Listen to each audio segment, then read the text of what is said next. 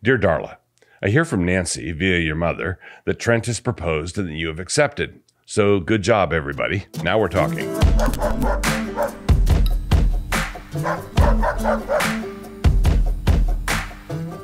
If you will permit me just one more short letter, allow me to tie this happy thing off with just a few surrounding observations. In all the happiness and excitement of getting ready for marriage, and with all the planning for the wedding, it is sometimes easy to forget which is the gift and which is the altar. Here's what I mean. Let me begin by defining what it is that constitutes a marriage. What is it that causes a marriage to come into existence? There are two elements, and neither one is necessarily what we would call ceremonial. Those two elements are, first, the covenant that is struck in a manner recognized by the society in which the marriage is happening, and the second element is the sexual consummation. When both these conditions have been met, then you have a marriage, and if only one of them has, then you do not yet have a marriage. If covenant vows are taken, but there is no consummation, then it is not a marriage. If sex has occurred, but no covenant, then there is no marriage. So first, a note about what it means to be societally recognized. It is not just a matter of promising. It has to be a covenant promise, and it needs to be publicly binding. If a young man gets his girlfriend into the backseat of a car by promising to love her forever and a day, that is not a covenant. He's trying to get around his social obligations and is not contracting social obligations. He is making and breaking a personal promise, but it does not have the force of a covenant. In different societies, there might be different performative rites that mean the covenant is made. Exchanging rings is what we usually do. But the thing that matters is that the covenant commitment is made and everybody knows about it.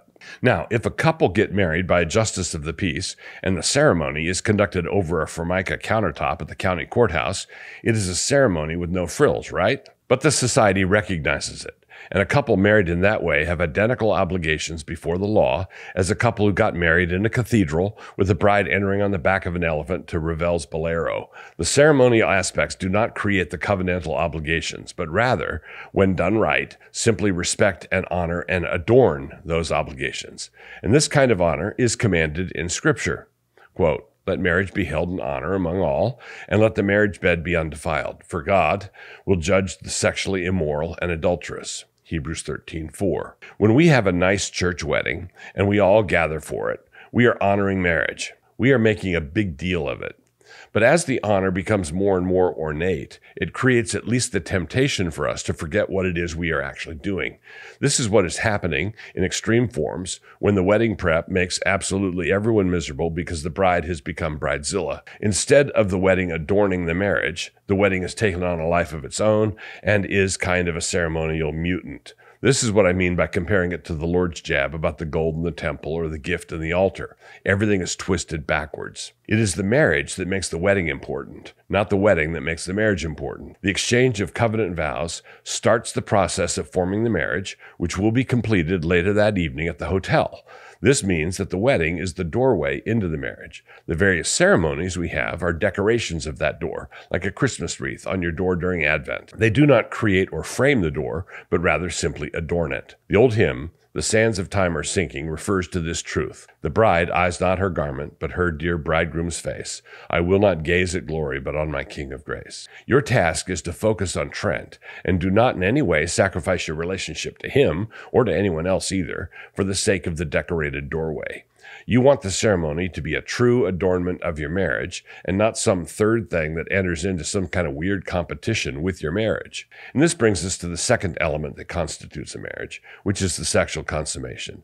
In my experience talking about this is something that a good many tender-hearted Christians struggle with. They think it endearing and sweet when a quadriplegic marries his high school sweetheart, regardless of the accident that rendered him incapable of consummating the marriage. To be clear, I have no obligation to such arrangements. I just don't want to call it a marriage. Marriage is a one-flesh union sealed with a covenant. That is what it is. This is why the category of annulment is needed as something distinct from divorce. Say a couple get married, and for whatever reason, the union is not consummated. Say that the bride has an emotional meltdown and refuses, or say that the groom is unable to perform. A couple in such straits should seek out marital counseling immediately, and they should work through their issues until the union is successfully consummated. Great, happy ending. But if it is not resolved, their marital union should be annulled, not dissolved. It is not there to be dissolved. The scriptural criteria for lawful divorce don't apply. It is not the same thing. It is good for you and your mother to adorn the marriage with a ceremony that honors this reality, but we must never forget that the sexual act is just about the most unceremonious thing in the world. And so sometimes young Christian women are distracted by the ceremonial honor and then can be somewhat startled when the whole thing turns overtly sexual. But this is what marriage is. It is a covenant that surrounds and binds a sexual relationship. Now, I'm not saying that marriages are kept together by sex and sex alone. No, of course not. Hollywood is crammed full of sexy people who can't for the life of them stay married to each other. Compare all of this to a meal. Scripture tells us that it is better to have thin carrot soup with harmony than to have feasting with strife. Proverbs 17:1. But we should at least be able to agree that there needs to be food of some sort on the table. That is what a meal is. We look forward to getting your invitation. It will be great seeing you all again, and I look forward to meeting Trent. Your uncle, Douglas. Thank you for watching our content. We really appreciate it. Watching it is the hard part, right?